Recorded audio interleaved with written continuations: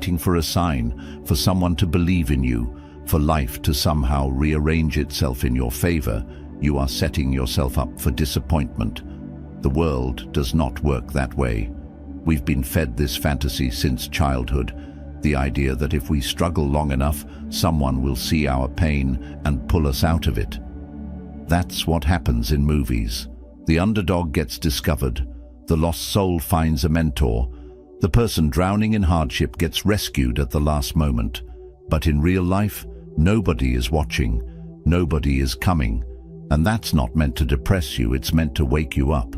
Because the moment you fully accept that your life is in your hands, you stop waiting. You stop hoping that circumstances will change, and you start changing them yourself. I used to be stuck in this mindset.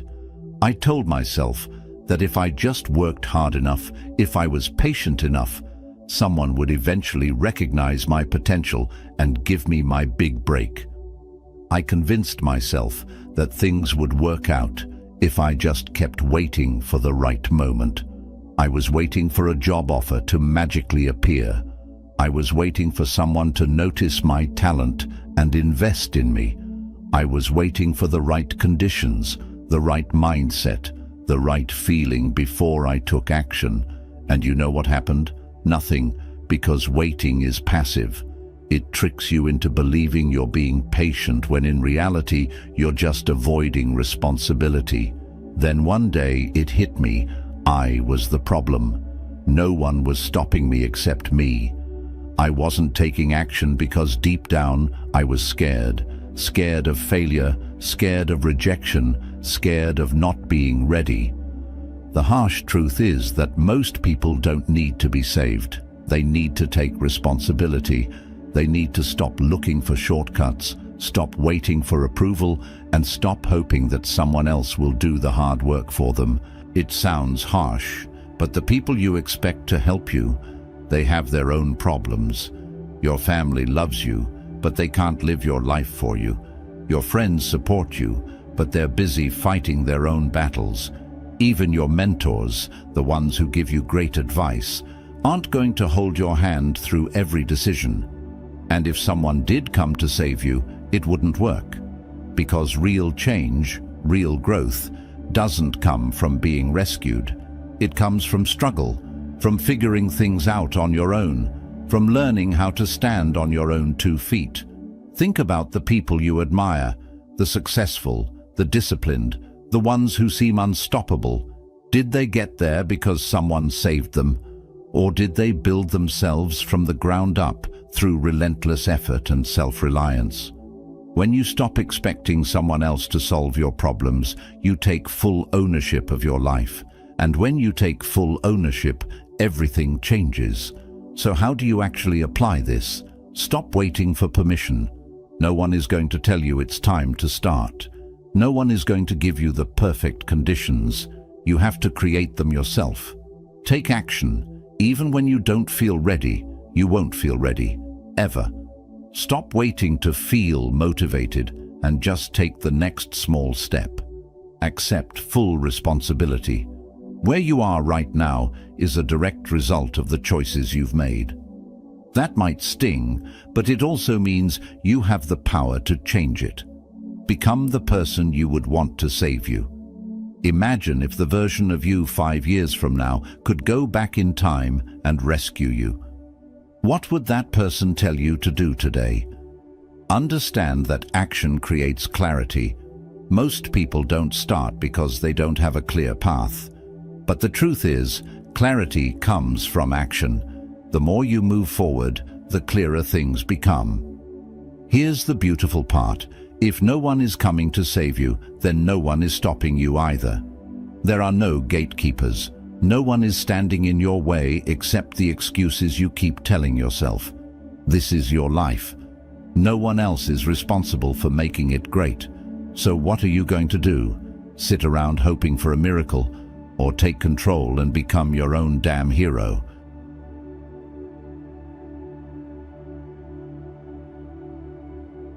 Two, stop romanticizing the quitter's life. Let's talk about something nobody likes to admit. Quitting feels good at first. There's something intoxicating about throwing in the towel. It's a seductive fantasy.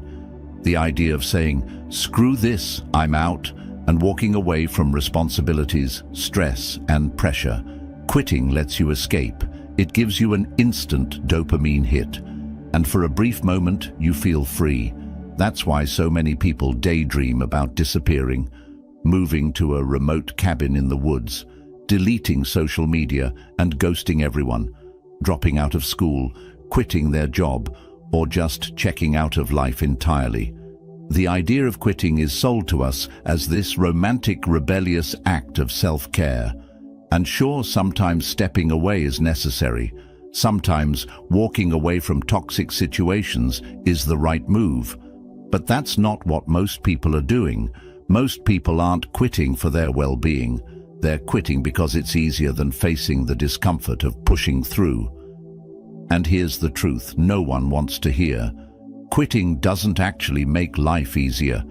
It just trades one type of suffering for another. I've been there. I've fantasized about quitting everything. I've stared at my laptop in the middle of an overwhelming workload, thinking, what if I just walked away from this and never came back? I've sat in my car before an important meeting, wondering, what if I just didn't show up? I've been in the middle of tough projects, relationships, or workouts where my brain whispered, just stop. No one's forcing you to do this. And for a split second, quitting always seemed like the easiest, most peaceful choice. But then, I actually did quit a few things in the past, things I knew deep down I shouldn't have given up on. And you know what happened? That initial relief, that freedom, it disappeared fast. Instead of feeling relieved, I felt ashamed. Instead of feeling free, I felt stuck. Instead of solving my problems, quitting just postponed them. Because here's what they don't tell you about quitting. The pain of regret is far worse than the pain of perseverance. People glorify quitting because they focus on short-term relief, not long-term consequences. Quitting lets you avoid discomfort. Quitting gives you an excuse. Quitting removes the pressure, but quitting also kills momentum. Every time you quit, you train yourself to stop when things get hard. Reinforces weakness.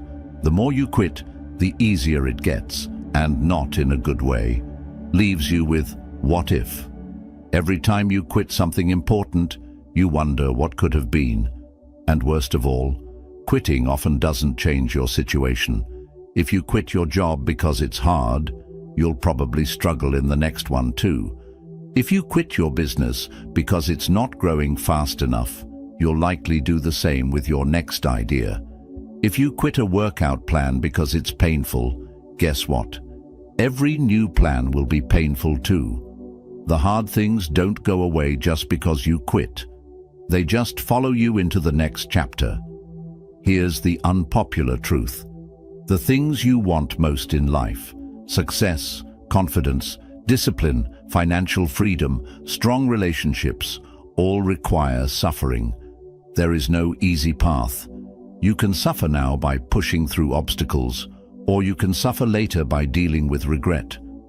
I've met people who quit everything they start. They quit school, they quit jobs, they quit relationships, they quit workouts, and they think they're making life easier. But they're not. They're just building a track record of giving up, and years later, they look around and wonder why nothing in their life has changed. Because quitting doesn't remove the pain, it just delays it. Expect the struggle. The sooner you accept that everything worth having is hard, the less quitting will seem like an option. Think long-term, not short-term. Will quitting feel good today? Probably. Will it feel good a year from now? Probably not. Remember your why.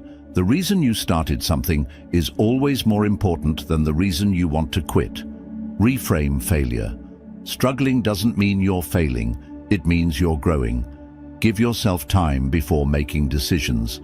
If you feel like quitting, wait 48 hours. Most of the time, the urge to quit is just a temporary reaction to stress. If you quit something that genuinely isn't serving you, fine, walk away. But if you're quitting just because it's hard, because it's uncomfortable, because it's taking longer than expected, you are only robbing your future self. Because while you're quitting, someone else is pushing through. While you're quitting, someone else is building resilience. While you're quitting, someone else is leveling up. So next time you feel tempted to quit, ask yourself, am I quitting because it's the right decision or because it's the easy decision? Because the easy road never leads anywhere worth going.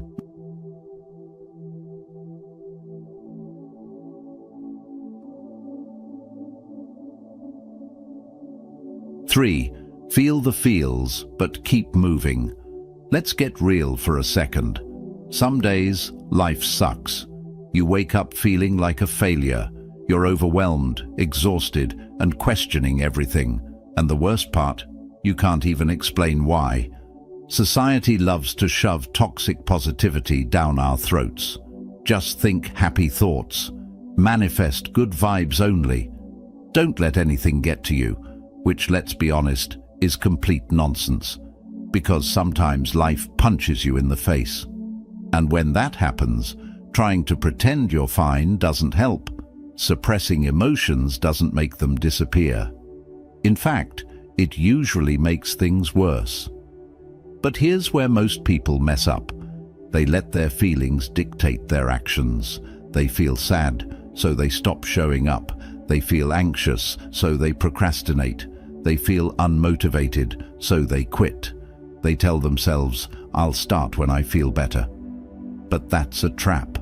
Because if you wait to feel good before you take action, you'll be waiting forever. The key to pushing through? Feel everything, but keep moving anyway. I used to believe that my emotions were facts. If I felt unworthy, I must be unworthy.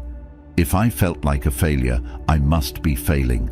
If I felt like giving up, that must mean I should. But that's not how reality works. Emotions are like weather. Some days are sunny, some are stormy, and some feel like a full-blown hurricane. But just like the weather, your emotions will pass. The mistake most people make is treating temporary feelings like permanent truths. They say things like, I feel unmotivated, so maybe I'm not meant to do this. I feel anxious, so I should wait until I'm in a better place. I feel exhausted, so maybe this isn't the right path for me. But emotions are not instructions. Just because you feel like quitting doesn't mean you should. Just because you feel lost doesn't mean you are. If I had quit every time I felt like quitting, I wouldn't have accomplished anything. Because the reality is, some of my biggest breakthroughs happened on the days I felt the worst. One of the biggest lies we tell ourselves is that we need to feel ready before we take action. That if we're struggling emotionally, we should press pause. But think about this. Do you wait until you feel strong before going to the gym? Do you wait until you feel smart before studying? Do you wait until you feel motivated before working hard? Of course not, because action creates emotion, not the other way around. Some of my most productive days started with me feeling like absolute garbage. But I forced myself to take the first step, just one tiny action, and suddenly my energy shifted. The work started flowing, the motivation kicked in, and by the end of the day, I was in a completely different mental space. This is what most people don't realize. You don't need to feel good to move forward, but moving forward will eventually make you feel good. Let yourself feel without guilt. Stop shaming yourself for being human. Sadness, frustration, fear, and anger are all normal. Ignoring them won't make them go away. Separate feelings from facts. Feeling like a failure doesn't mean you are one. Feeling unmotivated doesn't mean you can't get things done. Question your emotions instead of obeying them. Take action first, feelings second. Start small. Move forward in tiny ways, even when you don't want to. If you wait to feel ready, you'll never start. Create momentum, not motivation. Motivation is unreliable. Momentum, on the other hand, is unstoppable. Do one thing, anything that moves you forward. That's how you shift your mindset. Remember that emotions are temporary. No feeling lasts forever. Not sadness, not doubt, not even rock-bottom despair. The only thing that keeps you stuck is believing that your emotions define you. Life is messy. You will have days where you feel lost, uninspired, and completely over it. You will have moments where you wonder if you're even on the right path. And that's okay. But quitting just because you feel bad, that's not okay, because while you're sitting in your feelings, waiting for motivation to magically appear, someone else is pushing through their bad days and building the life you want. The difference between success and failure isn't intelligence, talent, or luck. It's who keeps going when it sucks. So feel the feels. Let yourself be angry, sad, frustrated, or exhausted. But don't let it stop you. Because the people who win in life, they aren't the ones who always feel good. They're the ones who keep moving, no matter what.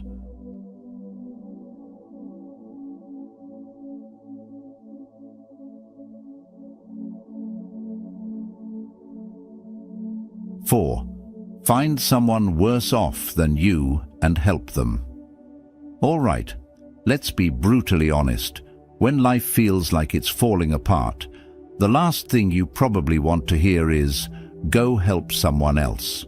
You're drowning in your own problems. You're exhausted. You can barely take care of yourself, let alone somebody else. So why in the world would helping someone worse off than you actually make things better? Because self-pity is a prison. The more you sit in your own misery, the more trapped you become. The more you obsess over your problems, the bigger they feel. But the second you shift your focus to someone else's struggle, your own problems shrink. And here's the part no one talks about. Helping others is the fastest way to help yourself. Not meditation, not journaling, not even therapy, as powerful as those things are. If you really want to snap out of your mental fog and stop feeling stuck, go help someone who has it worse than you. Let me tell you a hard truth. You are not the only person suffering.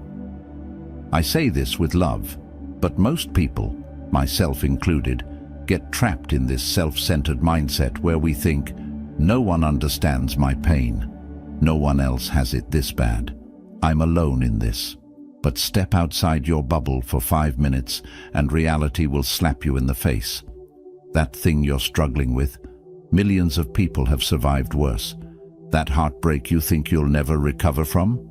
Someone else lost their entire family and kept going. That financial stress that's keeping you up at night. Someone else is wondering where their next meal is coming from. This isn't about minimizing your pain. Your struggles are real, your emotions are valid, but perspective is powerful. And the moment you shift your focus from, why is my life so hard, to who else is struggling and how can I help, everything changes. I learned this lesson the hard way. There was a period in my life where I was completely stuck.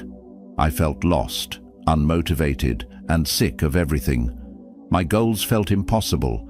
My problems felt overwhelming. And worst of all, I felt alone. One day, a friend casually mentioned that a local shelter needed volunteers.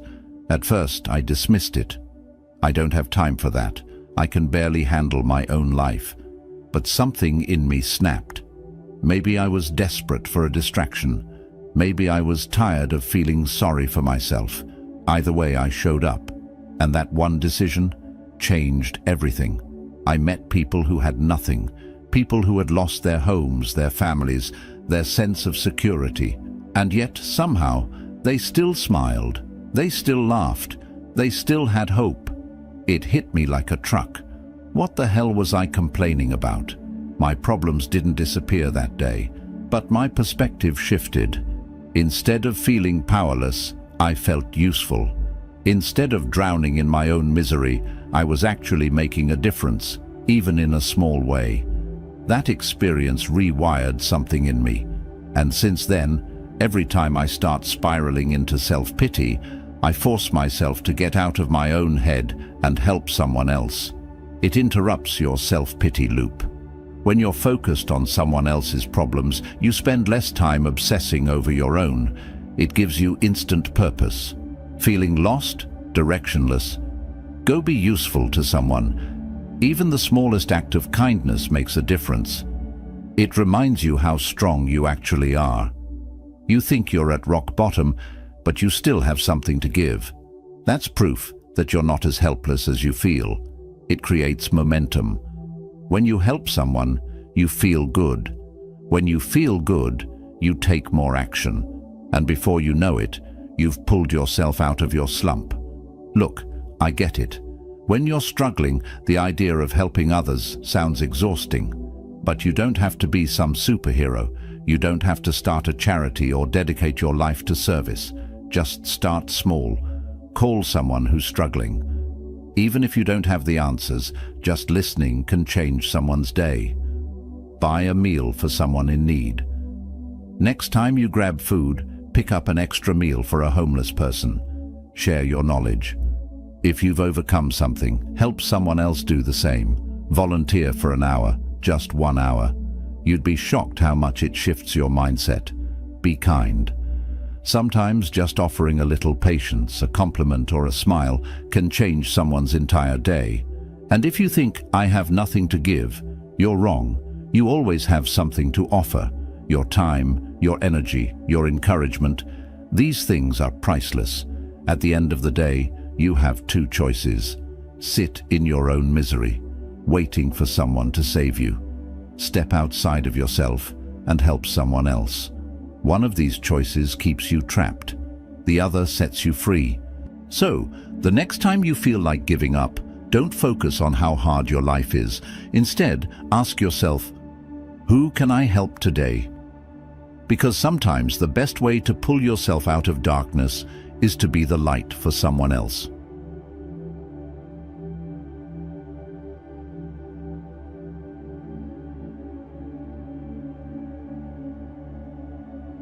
Five, change your environment. People love to believe that success is all about sheer willpower, that if you just try harder and stay disciplined, you'll eventually break through. But here's the truth most people don't want to admit. Your willpower is not stronger than your environment. You can have all the motivation in the world, but if you're constantly surrounded by distractions, negativity and mediocrity, you are fighting an uphill battle that you will eventually lose. Your environment is either setting you up for success or dragging you down into failure. There is no neutral ground, and yet most people refuse to acknowledge this. They sit in the same toxic spaces, surround themselves with the same uninspiring people, expose their minds to the same garbage content, and then wonder why they feel stuck. You are not just a product of your choices, you are a product of what surrounds you every single day. If you've ever spent time around a group of highly driven people, you've probably noticed something. You start thinking bigger. You feel guilty about wasting time. You get motivated to push yourself. And if you've ever spent time around people who complain about everything, you've noticed the opposite. You start complaining too. Your energy feels drained. You lower your standards without realizing it. Your mind is always adapting to what it's exposed to. The thoughts you have, the habits you build, the goals you set, all of them are being influenced by what's around you. So, if you're struggling to break through, the question you need to ask is not, how do I become more disciplined? But rather, how do I create an environment where success is inevitable? For the longest time, I thought my lack of progress was a motivation problem. I thought maybe I just wasn't wired for success the way others were. But then I took a step back and looked at my daily surroundings. I was waking up in a cluttered, chaotic space. I was starting my mornings by scrolling through my phone, filling my brain with useless content before I even got out of bed. I was spending time with people who had zero ambition and looked down on anyone trying to improve themselves, and I wondered why I felt stuck. One day, I decided to experiment. Instead of working from my usual spot, I packed up my things and went to a quiet cafe. No distractions, no mindless scrolling, just pure focus. That one small change completely shifted my productivity. It made me realize something obvious. I didn't need more willpower. I needed to stop sabotaging myself with a terrible environment. From that point forward, I became ruthless about curating my surroundings. I cleaned my space, limited my time with negative people, and started consuming content that actually pushed me to grow. And everything changed. You don't need to uproot your entire life to create a better environment. Small changes can make an immediate difference. Fix your physical space.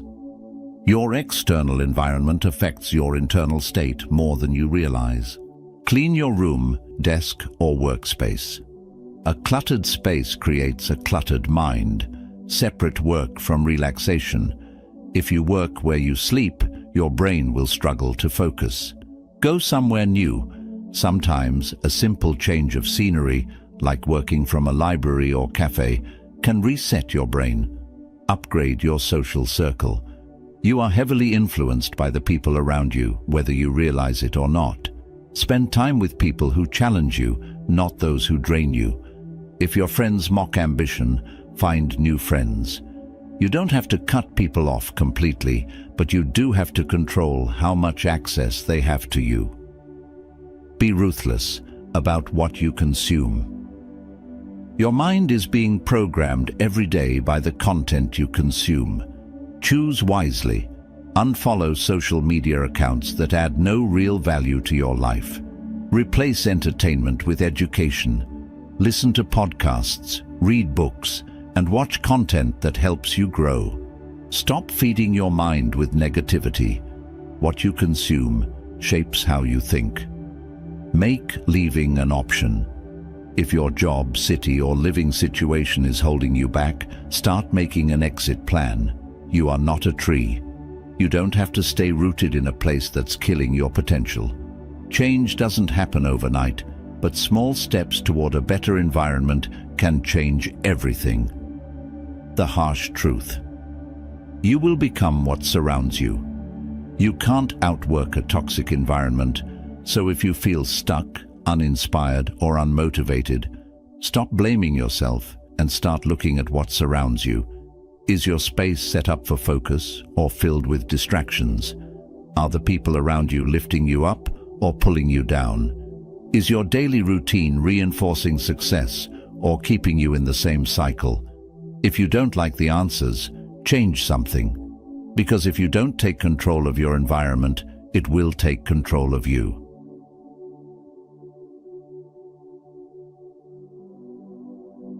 At the end of the day, no one is coming to save you.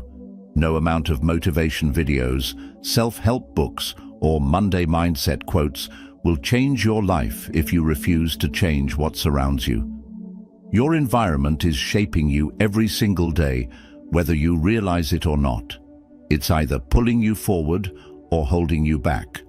There is no middle ground. So the question is simple. Are you going to take control of your surroundings, or are you going to let them control you? You don't have to make massive changes overnight. Start small. Clean up your space.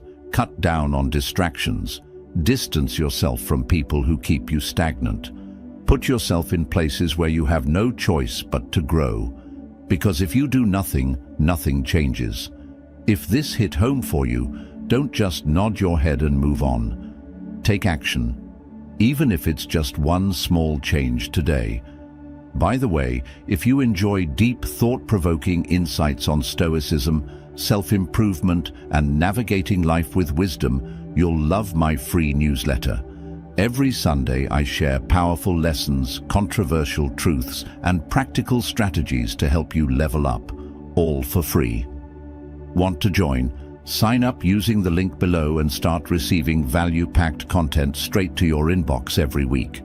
And if you're a brand looking to sponsor my content and reach a highly engaged audience, feel free to reach out via my email in the description. Let's create something impactful together. That's it for today. Now go change something.